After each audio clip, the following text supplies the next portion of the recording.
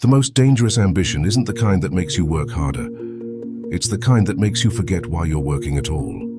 Because ambition doesn't just push you forward. It rewires what you respect. It rewires what you love. And if you're not careful, it rewires you into a person who can only feel alive when you're chasing something you don't even want anymore. Here's the trap. Ambition feels like purpose. It feels noble, it feels disciplined. It feels like you're finally becoming someone. But there's a darker version of ambition that doesn't build you. It consumes you.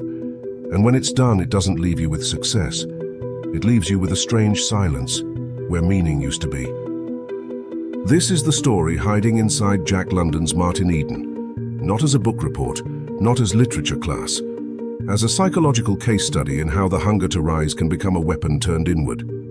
Because Martin Eden isn't just a character. He's a pattern. A pattern you can see in creators, entrepreneurs, students, athletes, and anyone who thinks, if I can just make it, I'll finally be okay. So let's talk about the 3 stages of the ambition trap and how it ends in nihilism. Stage 1. Ambition is born from pain. Ambition rarely starts as pure inspiration. It starts as embarrassment.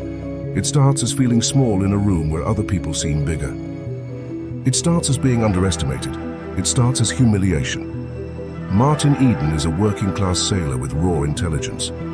He enters a world of educated people and feels the gap instantly. Language, manners, confidence, social codes. And that gap becomes a wound. He doesn't just want to improve, he wants to transform. He wants to cross a boundary and become untouchable. This is where ambition becomes dangerous, when it is not about growth but about escape. Escape from shame. Escape from poverty. Escape from being ordinary. Most people don't admit this part because it sounds ugly, but it's common. Somewhere inside ambition is a voice saying, I will prove you wrong. And that voice is powerful. It can make you work when you're exhausted. It can make you sacrifice comfort. It can make you endure rejection. But it has a cost, because if your ambition is fueled by proving yourself, you become dependent on the people you're proving yourself to, even if you hate them, even if you pretend you don't care. If your fuel is validation, your life becomes a negotiation with invisible judges. And that sets up stage 2. Stage 2. Ambition creates an identity prison. At first, the work feels like freedom. Martin writes relentlessly. He studies, he rejects pleasure, he grinds. He's not just writing, he's forging a new self. But slowly he stops being a person who writes. He becomes the person who must succeed. And once you become that person, everything else becomes suspicious. Rest becomes laziness. Joy becomes distraction. Relationships become risk. Love becomes conditional. Because the ambition identity can't afford softness. It can't afford uncertainty. It can't afford being ordinary. So it tightens. You stop doing things because you love them. You do them because they serve the story. And the story is simple. One day I will win, and then I will finally be safe. This is why ambition is addictive. It promises a future version of yourself where the pain is gone, but the future version never arrives. Because the moment you get close, your standards rise, your goalposts move. Your nervous system learns a new normal, and the chase becomes the point. Now here's the twist that makes Martin Eden hit like a warning sign. When society finally starts to reward him, when success finally comes, it doesn't heal him, it breaks him. Stage 3. Success reveals the emptiness. You would think the story ends when he makes it. He becomes famous, people admire him, doors open. The world that once rejected him now celebrates him. So why doesn't it feel like victory? Because he discovers something most ambitious people discover eventually. The crowd doesn't love you. The crowd loves the version of you that serves their fantasy.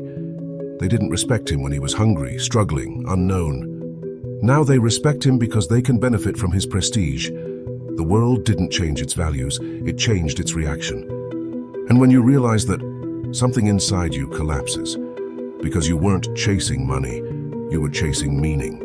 You were chasing proof that your suffering had a purpose. And then success arrives and whispers, it didn't. That's nihilism. Not as a philosophy you choose, but as a feeling that chooses you. The feeling that nothing means what you thought it meant. The feeling that society's praise is hollow. The feeling that the ladder you climbed was leaning against the wrong wall. And here's the brutal part. Martin Eden doesn't just become disillusioned with society.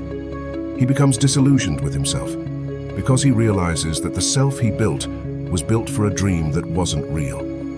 The dream was that achievement would transform his inner world, but achievement mostly transforms your outer world.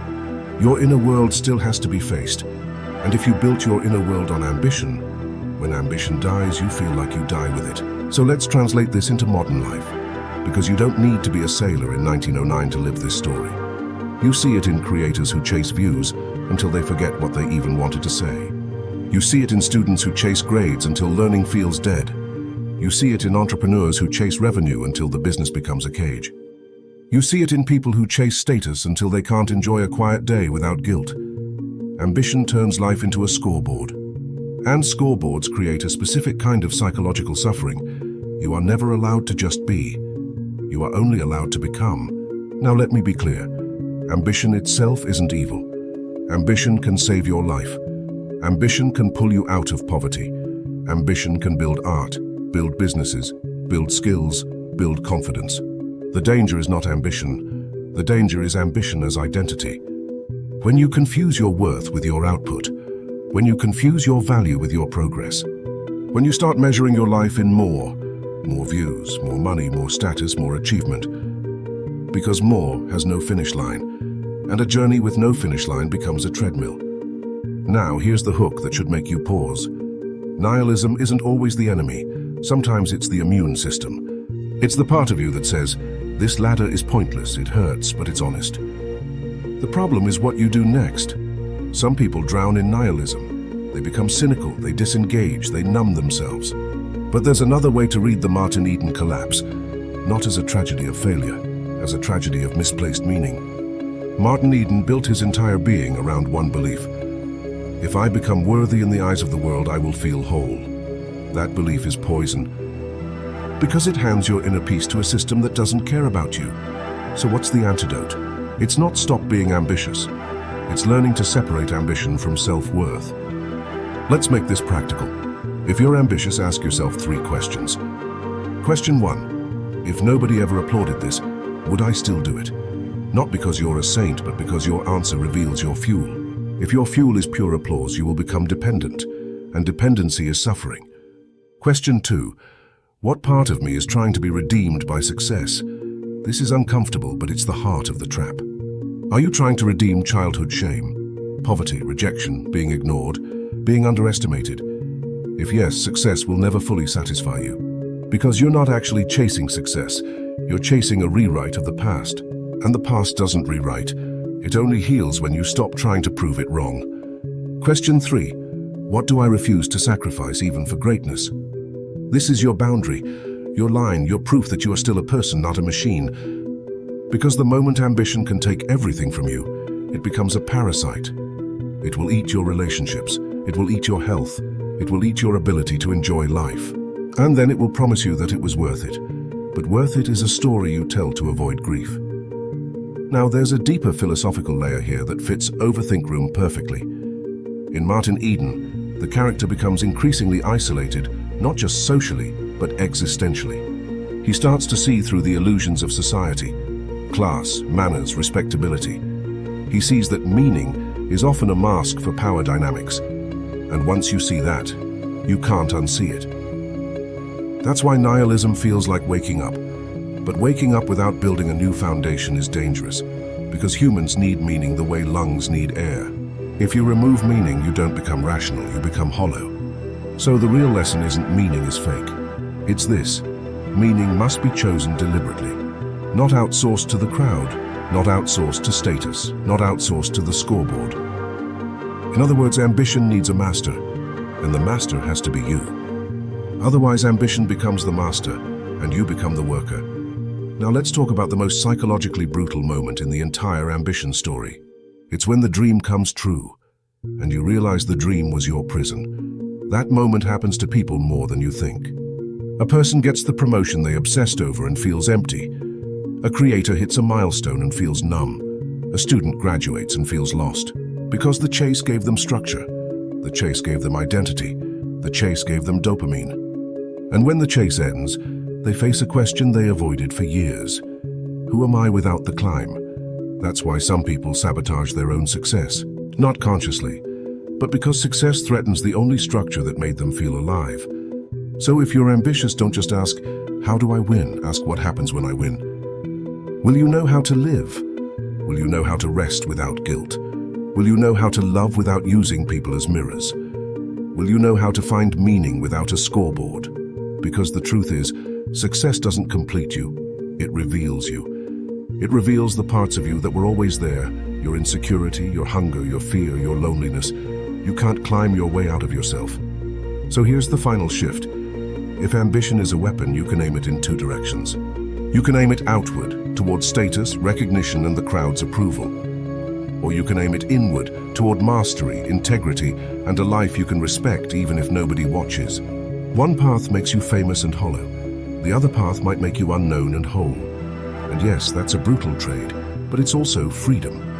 So let me end with a simple question that will expose whether you're becoming Martin Eden without realizing it.